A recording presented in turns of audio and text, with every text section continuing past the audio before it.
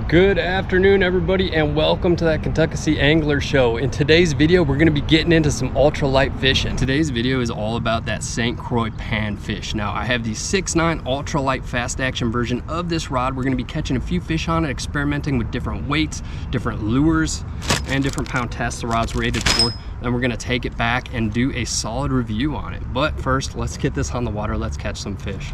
So we are dealing with some post-flood conditions today. We had some nasty floodage over the past week. A lot of areas were evacuated, including the neighborhood right next to mine. I lucked out. It didn't quite hit me. However, the water's been really messed up. It's high, it's moving quick, it's pretty heavily stained, so we're gonna have to pick our spots pretty carefully this morning. So our journey begins right here. It is a little noisy. We have some runoff from a water treatment plant, but it's crystal clear and you can already see fish just teeming in the area. I do have to approach this pretty stealthily. We're not gonna have a lot of clearance to cast either. I'm gonna get down here and kind of cast over this tree. So line-wise and lure-wise, we're running 4-pound mono here. That's my preferred line for this rod, my preferred pound test. We're gonna be running a roughly 3-gram lure. This is a Rebel Lures hopper right here, and 1/15 ounce Ned head. Now this is like magic, watch this. It's crystal clear.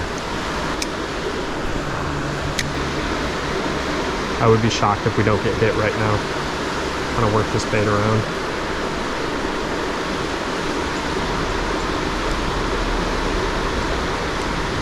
Will color me shocked. There we go, fish on. Oh, a bass. There we go, and I love the way they fight on this rod. Broke the skunk. Second cast in.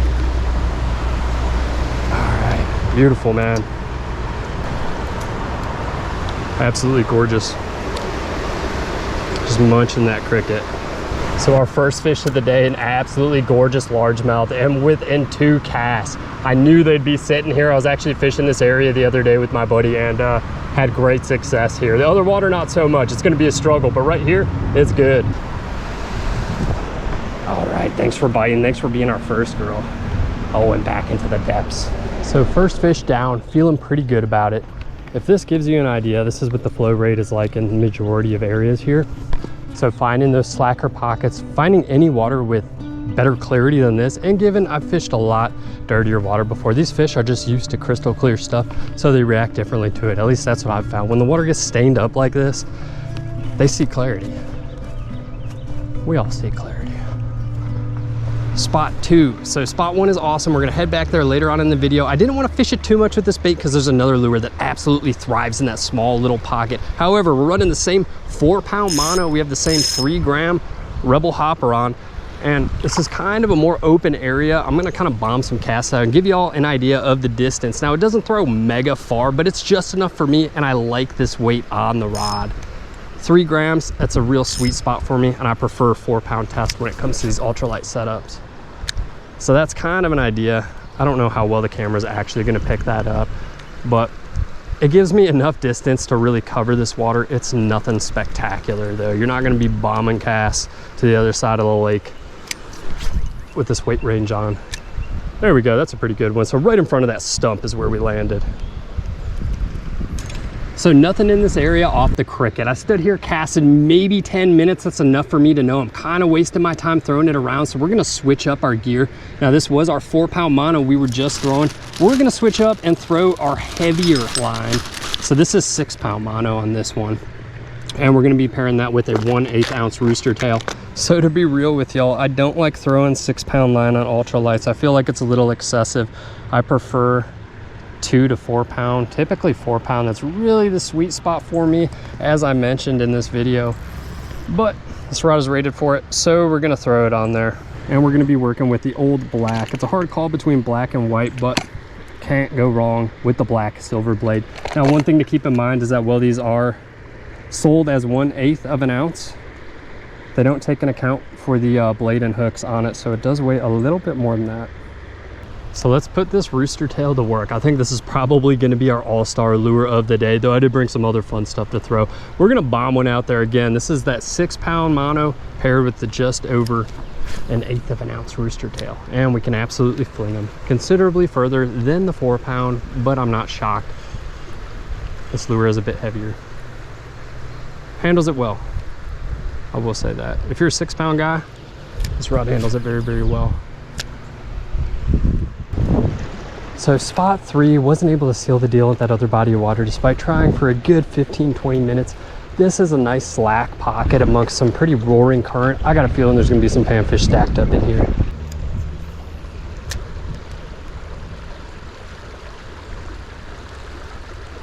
Oh, we just lost one. There we go, fish on. Yeah, what are we working with? Oh, there we go, a little pumpkin seed. Beautiful, man. Second fish of the day. There's gonna be more in here. And she managed to get all 3 trebles in her mouth. But they're not in there too bad. Well, there we go, guys, an absolutely gorgeous pumpkin seed. We're gonna get her back in. I saw another fish swipe at me before she hit. We'll see if we can pull that one too.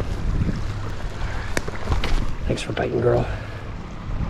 So that's a fish on 4-pound, a fish on 6-pound. Now we're gonna throw around our 2-pound line and we're gonna hit the lighter end of these baits.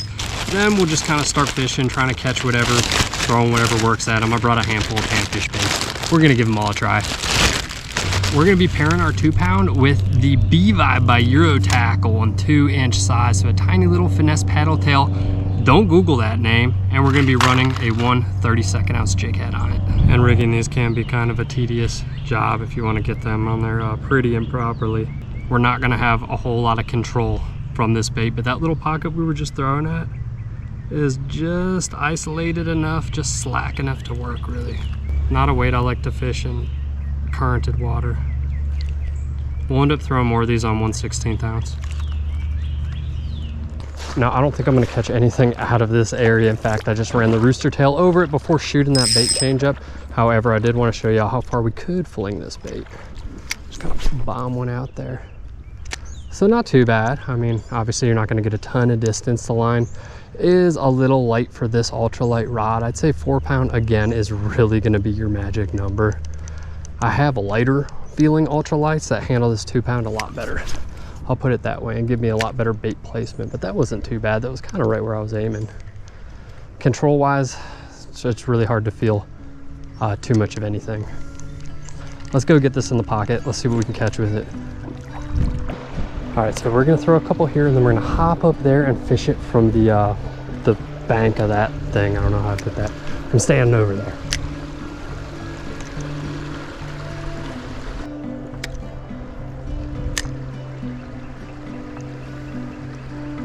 So those fish will not eat my B-Vibe. So we're switching up to this 2-inch pinched crawler. I'm just gonna cut a little piece off. It's a gulp bait. So one of those Berkeley like live gulp bait type deals.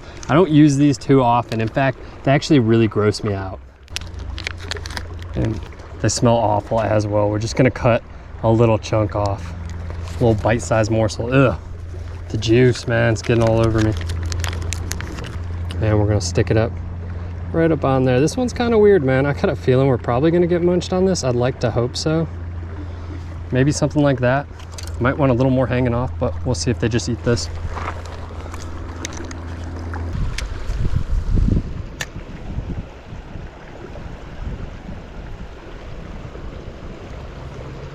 Oh, fish on, man. Hey, they work. What do we got here on that 2-pound? Itty bitty guy. That's why I like these 1/32 ounce hooks. They catch just about anything. Well, thanks, Berkeley. It sure does work, man. That was our first cast out there too. Beautiful little pumpkin seed.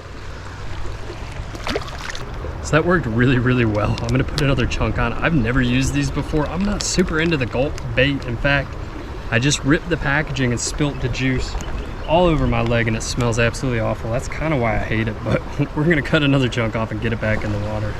Let's get this back in there. Let's see if we can pull something else nice with it. Fish on, man. Wow, that stuff really works. Looks like we got a stick on too. Hey, another little pumpkin seed. They can't resist. So this one's got some absolutely gorgeous coloring. Just take a look at her, man. Look at that belly. These are my favorite panfish. I love them. Can't get enough of them. Kind of reminds me of like an ocean fish. All right, thanks for biting, girl.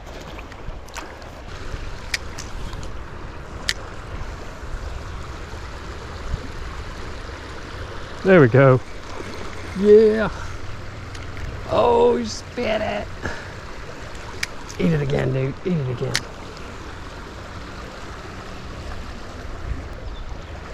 Just missed one.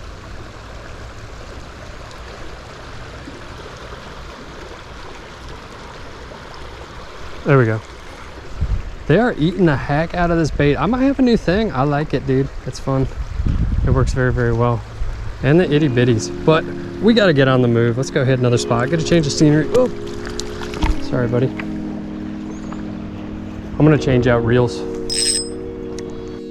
Well, I hope you've enjoyed the video so far. If you have, drop a like, subscribe, comment. It all helps push the channel and I greatly appreciate it. Now, let's get into the St. Croix Panfish. St. Croix was established back in 1948 by brothers Bill and Bob Johnson, who originally made and sold landing nets. So they've been at it some time, about 77 years. When it comes to the Panfish series, St. Croix offers 10 different variations of this rod, everything from a 5'4" up to a 9-footer from your ultralight powered to a medium light powered rod. There's also the Avid Panfish series and the Legend Elite Panfish series. However, the St. Croix Panfish is kind of their bare bones version of this rod. It's also the most affordable. In this video, I was working the 6'9" ultralight fast action version of this rod, so that's what this review is based on. St. Croix uses their SC2 carbon fiber blank with SBC1 reinforcements when it comes to this rod. Now, if you're not a huge St. Croix follower, that probably doesn't mean much to you. Essentially, it's a carbon fiber blank. Carbon fiber blanks are known to be sensitive as well as durable.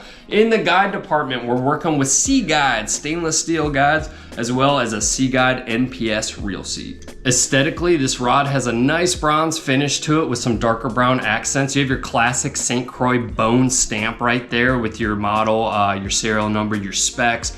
A cork butt and a cork piece right here at the end of your reel seat. You also have a nice hook keeper right there. Overall, I think the rod's pretty aesthetically pleasing. I really like the bronze when it comes to this one. I don't have many rods that color. So performance-wise, now we're getting into my personal opinion when it comes to this rod. So take it with a grain of salt. We all like different things from different rods. This is what I've experienced. I do own several St. Croix rods. I'm a fan. I also own several ultralight rods from different manufacturers. So that's what I'm basing this comparison on. Action-wise, I did find it to be true to its action. It's labeled as a fast action rod, and it's just that. It also had a nice load up. The majority of my casts, the majority of weights I was throwing, I was able to absolutely fling them out there with this rod. I will say I experienced a lot of wiggle, a lot of wobble at the end of my cast where my rod tip would bounce back and forth, but it's to be expected with a 6'9", so a longer ultralight rod. Long, skinny rod, you're gonna experience a little bit of wobble at the end of those casts. We're working with a very well-balanced rod, so I like the balance point. It felt good in my hands. However, I'm gonna note right now, this rod does run on the heavier side. Compared to my other ultralight rods, yeah, she runs heavy. Rated for 1/32 ounce to 3/16 ounce, 2 to 6 pound line. When we made that switch to the very light end of that spectrum, that 1/32 ounce jig head with the 2 pound line, I lost a lot of control of my cast. However, the 4 pound, the 6 pound heavier weights, this rod absolutely excelled in. And when I say heavier, I'm talking like 1/16 ounce, so nothing crazy heavy, obviously, but had no issues performance-wise in that department. With the slightly heavier feel of this rod comes a tremendous amount of backbone, and I think that's a sacrifice worth making, and I really, really love that. Now, we didn't catch very many large fish in this video. In fact, it was a struggle out there considering those post-flood conditions. I will link one in the description where we're slamming like 2-pound-ish fish on this rod. Had no issue fighting them. Didn't feel like my rod was gonna snap, nothing like that with the proper drag setting upon my reel. And I can't say that about all my other ultralight rods. So last but not least, let's talk about sensitivity. Now, this isn't the most sensitive panfish rod I own. It's not the most sensitive ultralight rod I own. It really falls in line with other St. Croix rods. So if you fished St. Croix before, if you're familiar with the brand, same kind of feel to it. It's sensitive enough to get the job done. I'm gonna feel when I'm on bottom. I'm gonna feel when I'm smacking rocks or when I'm getting big bites. But for the most part, it's not a feature I'd really highlight about this rod. I have a lot more sensitive rods. Again, It's not a pro though. It's not like I'm not feeling bites out there. I'm not fishing with a pool cue. I'm definitely feeling the bites when it really counts, but again, it's not an explosion of sensitivity every time you get a super little nibble. You'll feel it, but that's just that. I guess that's the best way I can really put it. And finally, the pricing of the rod. When it comes to the St. Croix Panfish series, you're looking at spending anywhere from $120 to $190 depending on the model you choose. I will say the majority of them go for $140. That's what this one's listed as right now off the St. Croix website as well as Bass Pro Shops. I only checked too. You might be able to find a deal on another website out there, but that's what I've found. Is it worth it? I'd say yes. If you have the money available and you're looking for a new panfish rod, you're looking to spend something around that price, I absolutely love this rod. It's a blast to fish with. I've owned it for a while. I haven't had any issues with it, and it's a ton of fun to catch fish on. Anyhow, guys, I hope y'all have enjoyed the video. I will say, the Berkeley baits, they work really, really well. I went out and bought 5 different types of those gulp baits, and I'm gonna put together a video of fishing and kind of like ranking each one or something like that. It was a lot of fun. I was really impressed with them. I'll put it that way. I've been really avoiding those baits because I think they're kind of nasty, but then again, they get the job done. Be good to yourselves, be good to each other, and I hope you guys get some good fish on, my friends. I'll catch you next time. Peace.